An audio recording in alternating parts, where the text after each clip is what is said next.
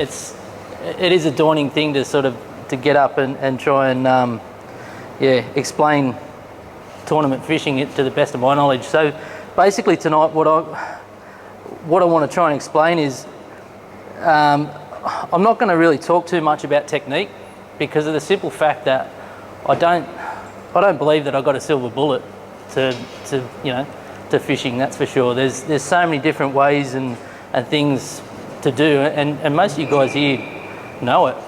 You've got a fair idea on what to do. The biggest thing that I think that I can share and explain to people about tournament fishing is the different levels and the different ways you can approach it. There's many things that you can do to lift yourself, to push yourself to different levels, because when you're fishing tournaments, you start out from the bottom. The first one you fish, that's the most daunting thing to you. You're doing something, you're fishing against people, and you're so worried the whole time. I think people lose the ability to think what's going to happen in the future, and simply come to things like this is what it's all about, to try and learn and to shape what you do. So I've written a little thing here just so that I can try and explain what my talk tonight is all about. So I'm not going to sit here and be pig-headed enough to think that I can deliver you guys a silver bullet to success. I sure don't think that I have one, that's for sure. You guys all have what it takes to what it takes to be at the pinnacle of your game. It just depends on how much sacrifice you're willing to put into it and how much you want it. Hopefully tonight I can explain what my year, this year is all about for me. And hopefully this will prove to you guys that it's not just, it's not just, sorry, now I'm I'm a bit nervous. Hopefully you guys, hopefully this will prove to you guys that it's not to just believe in yourself and the things that you teach yourself, and realistically trust what you know and what you've been learning. All right, so this year, has anyone ever seen the movie The Big Year? It's an old bird watching movie. It's it basically shows guys that are they've got a love for one thing and they can't afford to do it the whole time because it's an expensive thing. They fly internationally around the world trying to find the most amount of birds that they can see. You're not going to be able to do that efficiently every single year. So that movie for me was pretty much said to me, okay, so tournament fishing, I've done it for a long time. I can't do this to the absolute pinnacle for a long period of time. You can only really do it because it's so expensive for 1 year if you're going to have a good crack at it. That's what I found anyway. So for 10 years we sort of started fishing, 2005.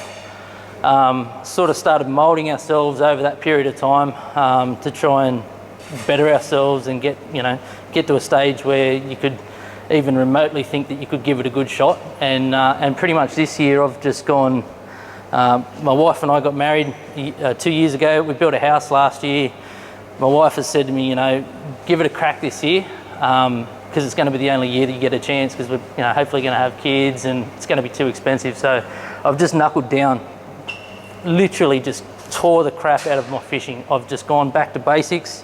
I've literally just teaching myself all over again how to approach tournaments. The biggest thing for me now is I just take the tournament as a job. Like I just, the whole year, everything that I've been doing this year has just been, the amount of research I've been doing into areas has just been fanatically crazy. Every single afternoon, every single day, every single minute of spare time that I've got when I'm outside of work, and my work's really been sacrificed for it, has just gone into fishing. It's one of those things. It's like if you're going to get to the pinnacle of a sport, you've just got to sacrifice everything to do it. A lot of guys aren't going to do that. They're not going to do that every year. No one's going to be able to do that every year. It's just too expensive. It's too, to get to that level of thinking, to get to that stage of thinking this is what I'm going to do for a year, it takes a lot of sacrifice. It takes a lot of failure. There's been so many comps where we've gone and ballsed up and you basically just put your money into the hat and you just lost it. But you haven't. At the end of the day, you've learnt something every single time. Like, we probably fish 15, 16 comps a year. Every single one of those comps for the last 9 years previously, we've taken something from it. You know, we only won, I think, 2 comps in that period of time. We placed a few. We were constantly getting into that top 15, which give me the confidence to think that from there on, I can try and then hone it and just take this year as a move forward to try and give it a good crack at the ABT. So what I've got here is, to be successful, you've got to treat it like a job. When I say that, I think when you treat it like a job, a job that I could love is a dream to me. You know, you dream to be a professional surfer. You dream to be someone, to have a job that you would wholly and solely love. I haven't got that now. I'm a plumber. Like, that, it's just a shit job. But to be able to even remotely think that you can take your fishing to an extreme level, you've pretty much got to think of it as a job. So if you've got a job that you loved, every single second of your mindset would help you devise ways of making it, making situations work to yourself. So it's a pretty deep thing to try and explain. But you know, if you're going to take 1 year to do it, it's what you got to do. You just got to sacrifice everything to give it a crack.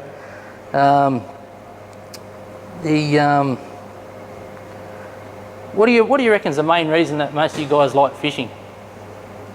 What's the number one thing that you go, this is why I fish? Why do you go fishing? Relaxing. Relaxing? Not always. It's a challenge. It's a chase. So I actually went fishing with a guide over in the Cook Islands. Went bone fishing. I didn't land one. I got dusted. But the old bloke that I went with is an old American bloke, and he's just a funny old bloke. He turns around to me and he must say it to everyone, I don't know, but he turns around and he goes, "Why do you go fishing?" And I said, I was trying to think of, you know, I like seeing new things every time you go out and whatnot. And he goes, "No." And all day, man. This is from 7 in the morning to 3 in the afternoon. And then in the afternoon he goes, "So did you figure out why you like fishing?" I said, "Mate, I've told you everything." He goes, "Optimism.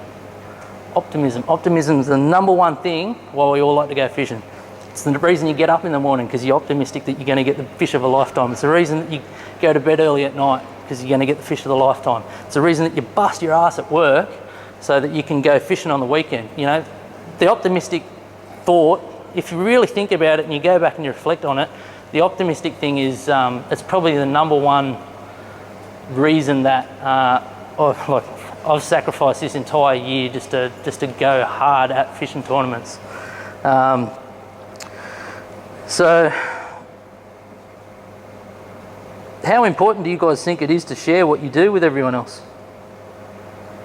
Do you think it's just like, you know, you just share because it makes you feel fluffy, or is it, do you share because it's, you know, what do you think it is? Do you think you share, or do you share? Do you keep it to yourselves? Us against them. I tell everybody what they want to know. Yeah. Who cares, you know? Yeah, that's it. That's everybody it. has their turn. Well, that's it. I think We wouldn't be where we were now, I reckon. Yeah, that's it. Would we be getting 4 or 5 kilo bags on the weekend? No, that's exactly right. Sometimes you share because, you know, you've picked up something yourself and you're really proud of yourself. Yeah. You had a great day out there, what's the point of holding it to yourself? Exactly right. So the main thing for me, this is the main reason that I share. I see things going in a full circle, all right? When we first come into a shop like Adam's, you know, we're buying products, okay? Products may be from several different companies, okay? All these companies are sort of staying alive, and Adam's also staying alive in that circle as well, okay? Outside of that, then you've got the angler that keeps all these companies going around. All of those anglers are going out and having a good weekend and whatnot. Those bits and pieces from the anglers, if you're not sharing what you're doing, those shops, the retailers, the products, the development doesn't evolve. So every time we go into comp, at the end of it, we make sure that we share what we've done. What that does in turn, it makes us lift ourselves too, because someone's going to come along and do it. They're going to do it straight up. So that then is what I don't have that anymore, because there's 15 other people doing it. That makes me go, I've got to go on to the next bit. That's what keeps us in front each time, and that's what keeps you guys in front too, because if you're sharing, at the end of the day, there's going to be something that someone else will share with you, and vice versa. It's a full circuit. So when it comes to tournaments, I find that that's probably one of the biggest things in tournaments now that I've found just recently. People are sharing a lot more compared to when we first started. When we first started fishing tournaments 10 years ago, even 8 years ago, it was big secrets. There was secrets all the time. People like to have their little things under the cover, you know. Don't get me wrong. Right now, there's a couple of things I do keep to myself, but when you bust your ass to get to the stage of, you know, where we are right now, you got to keep a couple of bits and pieces to yourself. You're going to. That's the competitive side of it. At the end of the day, we are fishing a tournament. So you will keep little bits and pieces to yourself, but there comes a time when you do share it on. At the end of this year, this would be a completely different talk if I was doing it then, because the ABT would be over, it'd be finished with, and I'll just devour everything, and I'd let everyone know exactly techniques and everything that I'm doing.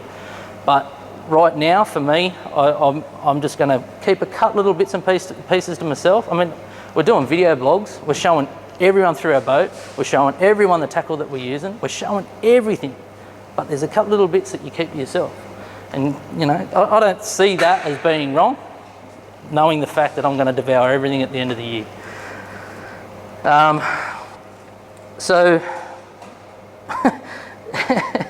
how many guys, when we first started, like a few of you guys have been doing it for a while now, how many guys did you bump into back in the day that you used to get a bit over? You know, how many guys did you bump into that were a bit pompous and a bit of a carry-on and, you know, the tournament angler, all that sort of thing? Used to or now? Do you still get it now? Occasionally. I sort of find that you don't get that as much as you used to. Yeah, it does. I've noticed over the last probably 3 years that's sort of faded away a little bit. A couple of guys have drifted off. I just think it's so important that we make sure that shit doesn't come back. It's so important that people just don't take yourself so seriously. Like, you know, I've just sat here and said I'm just giving my year up to go fishing and fish tournaments, but at the end of the day, you can't take yourself too seriously. You can't just rub shoulders with people the wrong way. You just can't do that. And if you want to go to the next level of fishing and fishing tournaments, how we're doing it now, simply the fact of getting sponsors and things like that are going to help you, you're not going to do it if you're rubbing people up the wrong way. So it's really important to be caring and sharing to your mates that you're fishing with, because at the end of the day, we're all mates. So for us, I'm going to explain pretty much in a nutshell why it's so important for us to have sponsors and to keep sponsors and get sponsors. So basically, when about 6 years ago, we sort of started aiming to look at getting sponsors, and the main reason for that for us wasn't just to have a sponsor, it was to try and get some financial assistance. We were spending heaps of money, and we just got to the stage where our wives were just going, this is ridiculous. If you guys don't try and look at getting sponsorship or getting some kind of help, we're just draining money. It was expensive. So we sort of took it as a bit more of a what do you call it, like a Pay for the habit. Yeah. We took a bit more of a professional approach on it, in the respect that we set ourselves out this is probably even worthwhile having another night on sponsorships, but we set ourselves out a proper portfolio. We went right through what we could offer the guys. We knew that it wasn't just about a sponsor going, yeah, you guys are good fishermen, we're going to give you shit. It doesn't work that way. It's never going to work that way. It's all about what you can give them. So we just went through and it took us a good 3 years, maybe even more than that, maybe 3.5, 4 years before we actually attracted someone to give us some financial help.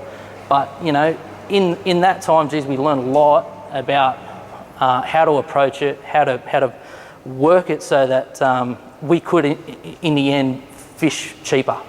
And that was a massive thing for us.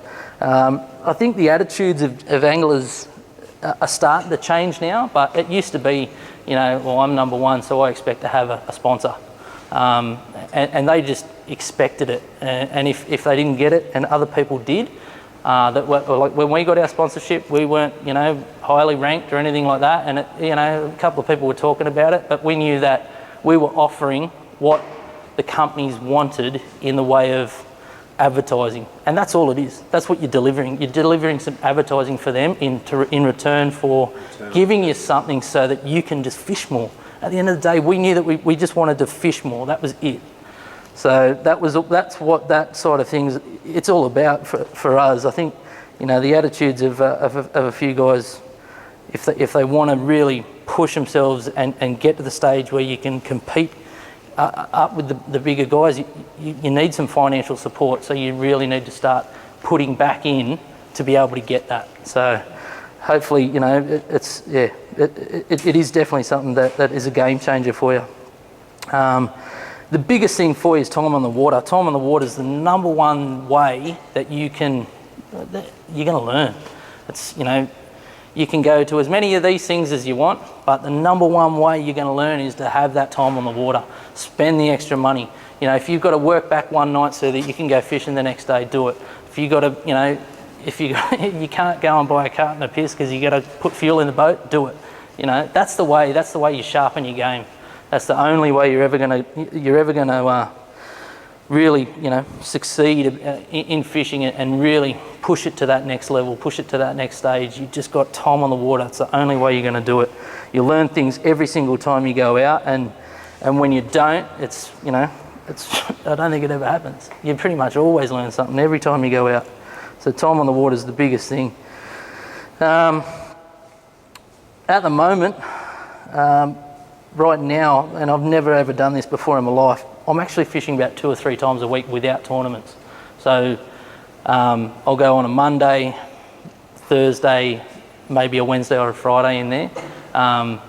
That's a lot of fishing, and at the moment it's almost got to the stage where I'm sort of doing it, and you've got to keep doing it because you've got to stay connected with what's happening in your mindset, in your hands, because that tiny little twitch, that tiny little bump, something like that,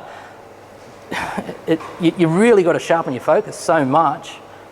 You've got to stay connected. You've got to be fishing all the time. You've got to keep it's like training. It's like being, you know, boxing or something like that. You've got to stay focused. You've got to keep it rolling over. With any comp, so I think I mentioned before, don't be scared of failing. Like failing for us, basically, when we were coming up through years past, you know, you used failure as it was a good thing sometimes.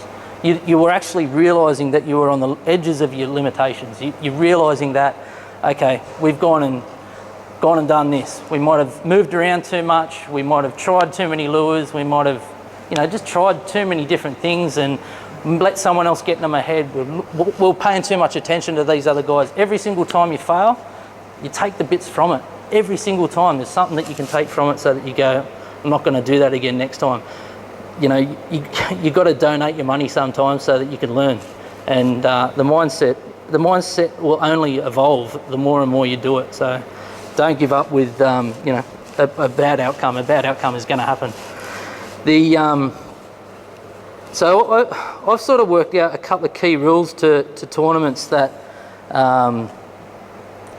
like I said before, I'm treating tournaments, it's not a job, but I'm treating it like my job. In my work, I make sure that guys are on time. I'm doing things 2 time frames.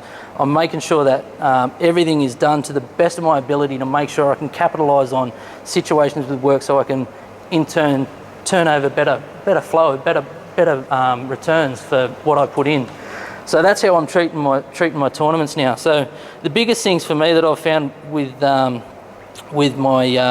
tournaments is my research into areas. Like 2 tournaments that I've just fished, never even fished a place, but the research I did into those was ginormous. The research I'm doing into Gippsland at the moment, I think my wife's my wife hates me for it because I'm pretty much on the computer every afternoon, every night. I'm spending 4 hours, 3 hours at night, looking up areas, researching different things, researching past history of, you know, right the way down to trying to research through the universities of what they've got in the way of data for, you know, heat and temperatures of waterways, what different waterways do in different time frames of the year, how, you know, different weather patterns will circulate through different periods of the year, and how that may have affected other years previously, and try and link it back to previous tournaments that have happened down there.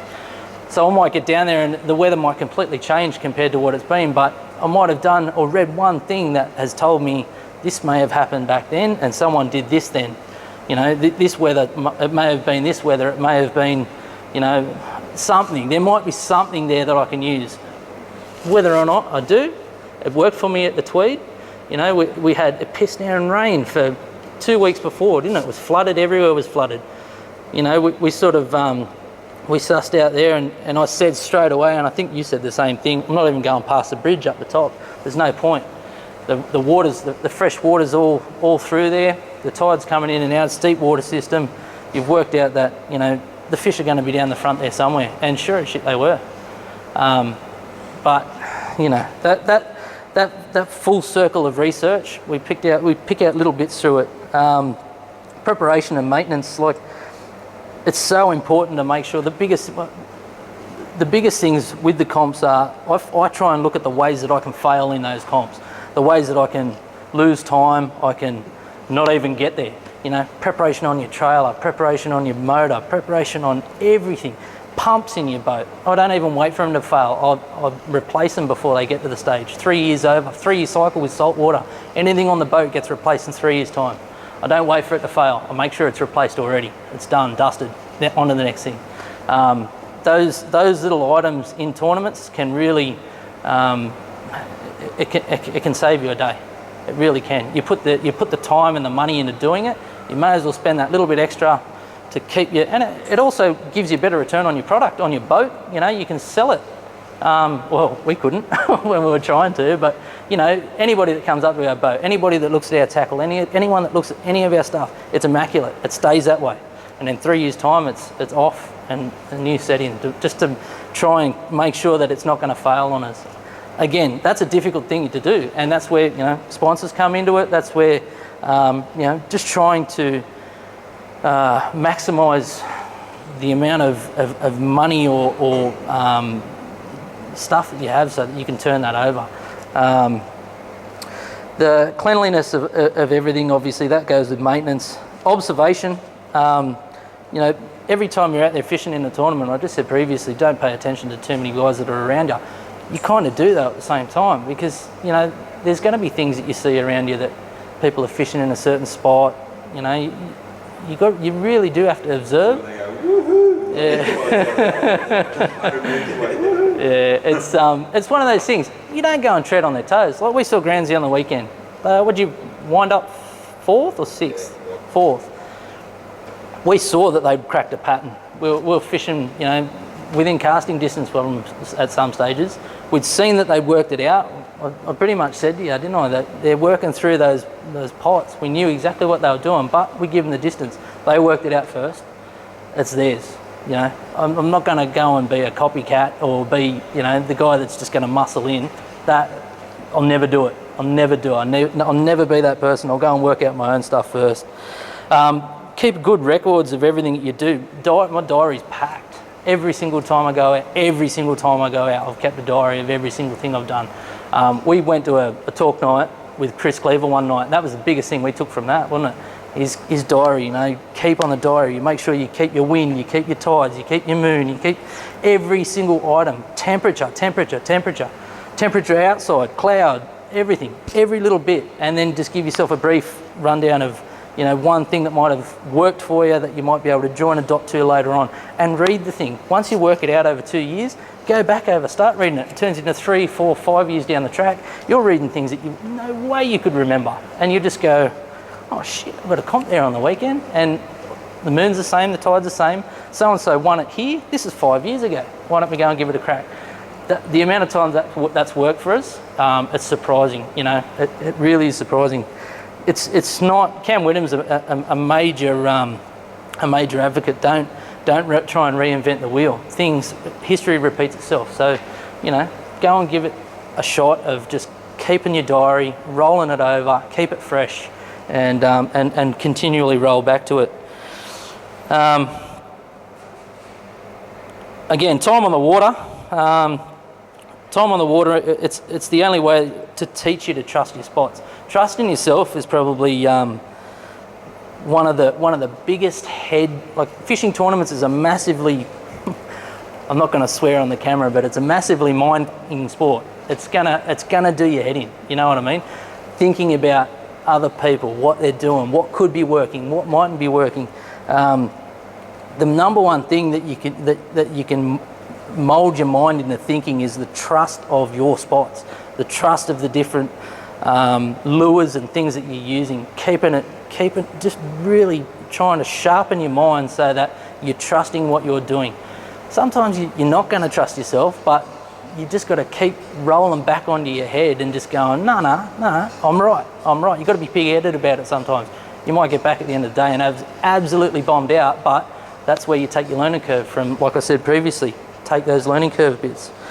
Don't be a clone. Think outside the square. Do your own things. That's going to be the biggest way to shape your fishing. At the end of the day, it's your sport. You know, if you're just going to go and copy what everyone else does, you know, sometimes it might work for you, but then at the end of the day, you're going to end up trying to continually copy what someone else is doing. You know, lures and things like that. When I say don't copy people, you're going to hear of lures at work. I started using cranker crabs because someone else said, yeah, they're great. They work really well. Okay, but I started using them. But when I say don't copy people, find your way of making that crab work. Find your way of making that hard body work. There's always going to be some way different. And if you can shape yourself and really try and focus in on what the fish is doing, think like a fish. So you can really find your own ways of doing it. If you're just going to copy people all the time, you're going to hit a wall sooner or later and you're just not going to evolve. Don't be scared to fail. I think I can't say that enough. That's probably one of the biggest things. Failure is one of those things that it's definitely going to shape you. Lures that work. Pick your lures that work. You know what lures that you have work. You've got turn to lures. The problem with a lot of, you go through your evolutions of fishing tournaments where year in, year out, you'll have a good year, you'll have a bad year. You'll start to realise those years, the bad year that you've had, you've probably tried to do something too much or try something new too much or something like that. If you actually try and pinpoint yourself down onto one or two lures that really do work, that's what I've done this year. I've got 3 lures that I've pretty much chucked. That's it. Going down to Gippsland, I've got quite a few more, and I guarantee it would do my head in. It will. I know that's one of the biggest things I'm worried about going down to a system I've never fished is black brim. I know I'm bugger all. So yeah, I've really got to try and focus my mindset on trying to work something out that is going to work, but at the same time, I know what lures I have that I trust, and yeah, it's one of those things. You'll see your own mindset once you start to look at that sort of thing. But you've got to just get a couple of lures that you really trust, love, and just stick to them. Keep the lure in the water. Just keep it in the water all the time. If you know that one works, that's the best way of maximising your time on the water. Time management is probably the biggest thing, one of the biggest things that I've taken into ABTs this year. Time management on the water, both for pre-fish and for the actual comps. So, for example, a perfect example is how I've worked out my pre-fish for Gippsland. So I've got basically 8 or 9 hours for the day. I've got 13 spots that I want to try and fish. In those 13 spots, I've given myself half an hour, and I've given myself roughly 10 minutes lag time to get between the spots. If you break it down, again, I'm treating it like work. I want to maximise how much I can get done in that 8-hour day. If you treat it like that, and you really do break it down, you can maximise your tournament because you'll work out that, you know, well, it goes without saying, you're going to maximise your time on the water. So if you can do that, it definitely does go a long way. That next big fish is only one cast away. So if you've just given yourself an extra 1 minute, you've just got that big bream, which, you know, that can be the difference between driving home with a scratch in your head and not. We've found that fast fishing has been probably one of our biggest things at the moment with comp fishing. That's really, we're capitalising on things at the moment. We've been able to, we've read quite a few things from you guys, Cedo Brothers, and from Steve Morgan and that.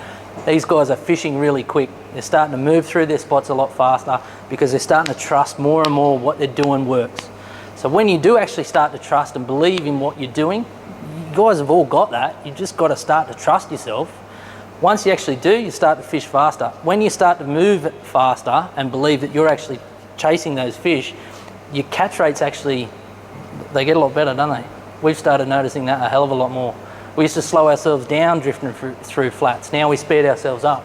We used to slow ourselves down fishing through pontoons. Now we have one cast at it, go to the next one.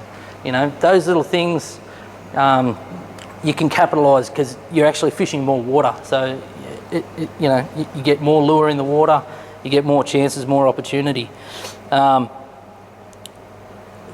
With time management, watching the tides and watching the wind. Now, watching the wind, I sort of keep an eye on the wind for about 2 weeks before the comp. I'm not as worried about it watching it. Oh, we obviously are worried about watching it in the comp, but 2 weeks before, if you watch that wind, a lot of the time, Gippsland's a perfect example. So it's been blowing a nor'wester, nor'east, no, pretty much a westerly, nor'west, nor'east sort of wind at the moment. It's been pushing in on those sides for quite a period of time now, for 2 or 3 weeks coming up to it. If you keep an eye on that wind for a couple of weeks or a week before it, you can sort of try and find bays that may have been getting good wind in, even if that day that you're fishing the comp might be blowing the opposite direction, but it's had 2 weeks blowing into that corner. So the bait might still be pushing up in there. So you go and have a look, pre-fish it, you'll suss it out.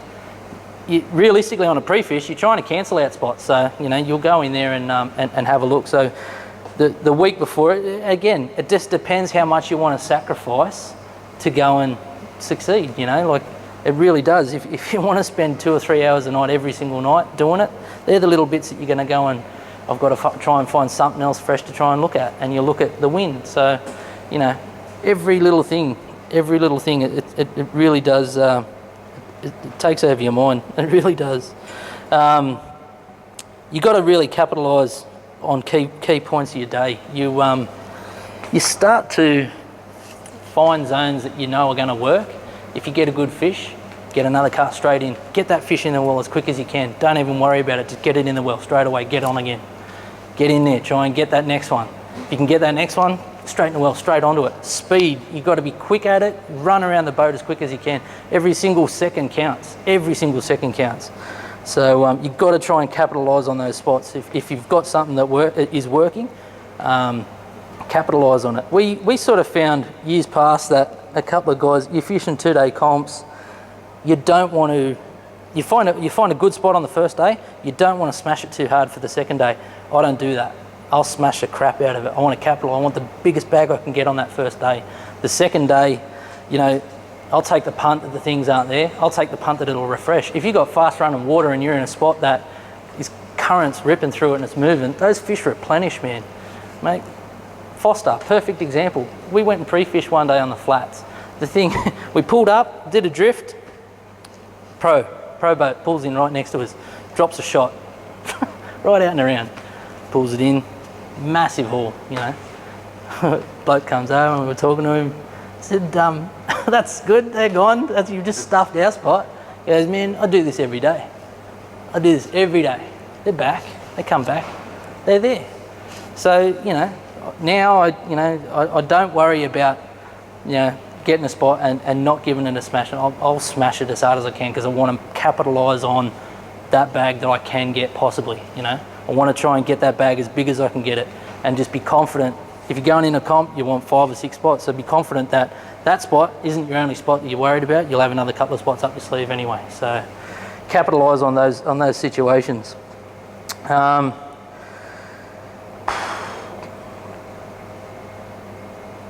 Don't tread on people's toes while you're fishing your comps. Like I said before, it's very important to give people their distance. Don't be pushy. You know, let them do what they want to do, and you know, fish around them. If they're fishing in a spot that you wanted to fish, too bad.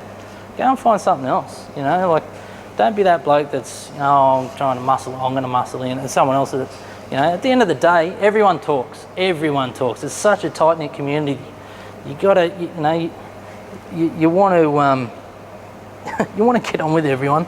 At the end of the day, if you're pushing in on everyone all the time, you get a bit of a name for it, because you do get a name for it sooner or later.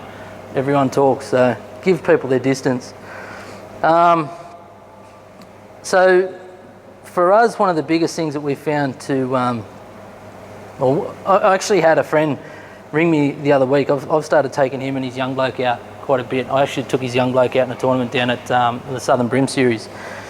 He's only young, and I've been trying to help them to, you know, I've been going back to basics with them so that they can learn it from the ground up. And one of the biggest things I found that I had to teach them was boat control, because they're not using the boat. It's one thing that we take for granted now, that we don't realise how much boat control really affects your fishing. You've got to learn how to control your boat with the electric. You've got to learn how to pull up away from the spots and not drive all the way in on it, not drift in too quick. You know, if you're tying knots or something like that, pull out away from it, try and anchor, or try and, you know, spot lock or something like that, or, you know, different ways of drifting. Try and make sure that you know how your boat's going to handle in chop, wind, current. Learn your boat. It's really important to do that. And your kayak's the same. Like, I'm not very good on a kayak. I tell you now, it's only because of the time on the water. I find compared to these guys, you know, we struggle in a kayak, but it's all time on the water. If we went and fished every weekend in a kayak all the time, you would learn it. You would have no choice. You got to teach yourself, because you got to capitalise. So, like I've said again and again and again, I've treated this year as it's my be all and end all year. Next year I'm not going to be able to do what I've done this year. So because I'm treating everything like my business, safety and safety on the water, and basically OH&S, I do pay attention to everything that goes on in that boat. We've got ourselves now, you know, full life jackets. Our boat flies. You have an accident in that thing, you're up to shit. Insurance is probably not going to cover you, because they're going to chase you because your boat's probably going too quick. Your sponsors are going to probably, you know, no one wants to sponsor someone that they've got their name in the newspaper because they've just run over someone or had an accident or something like that. You've got to try and keep your safety right up. You've got to do your research on the areas. Go and check on Google Maps if you've got a quick boat, you know. Check your stuff. Make sure that you know where the sandbars are, because we find them pretty, you know, constantly, you know. So yeah, it does. There is a lot that's gone into my tournament fishing this year, and I think I hope that's sort of shed a bit of a light on to, you know, that next level of what you can try and achieve in tournament fishing. You know, for you guys that probably aren't doing tournament fishing as much and are trying to learn it, at the end of the year, I'll divulge everything that I've done this year. I will go right through my tackle, everything, the whole lot. But just this year, for now, I just want to try and keep a couple of little bits to myself, and try and capitalise on the situation that I couldn't have asked for a better start of the season, and I want to try and capitalise on that. So, yeah, it's not a good place to be in first. You'd rather be chasing than leading, so I want to try and keep a fair bit to myself if I can. But at the same time, you know, I've been open and honest with all the stuff that I've been using. It's just a couple of little bits that I've tried to do this year that I think it's set myself aside, so I could fail in the next one, who knows. But yeah, look, if I'm going to sum up everything, the biggest thing for me is just to be open and honest with everything that you do. Share it. You know, don't worry about someone else going to your spot. Like, realistically, there's so many spots. Learn, go and find a new one. That's the thing that's going to make you evolve. You've got one spot. If you think, oh, everyone's going to go and that's my one spot, You're kidding. You need 100. You need 200 spots. If you're going to really go and try and fish tournaments and have a good crack at it, time on the water is going to teach you those spots. So, yeah, open and honest. You've just got to, you share, and it's a constant circle of everybody being able to learn off each other and enjoy it. Because at the end of the day, you know, it's just fishing. So yeah, have you got any questions? Have I bored you enough? Waffle? I needed my wife up the back because she always goes, when I'm talking too much, wrap it up. She does. Ricky Bobby. Ricky Bobby, I don't know what to do with my hands. So anyway, look, if you guys ever have any questions, you know, for us on our page or anything like that, please just ask it. It keeps the lines of communication open, and at the end of the day, our page is basically there for two reasons. It's to give as much coverage for our sponsors as we possibly can, and to help answer things for everybody else. You know, realistically, if we, you know, we could just not do that and, you know, not have the page, and it'd be a lot easier to go fishing. But at the same time, we wouldn't be getting the backing from the sponsors, and it wouldn't be promoting the sport. So that's what our page is all about. It's not a selfish thing. We don't have it. We don't give. Look at us, like we don't care about ourselves in that respect. It's not. We're not here to try and be. We're not trying to be anything that we're not. We're just trying to promote the sport and have a good time doing it. So anyway, yeah, that's about all I've got for you guys.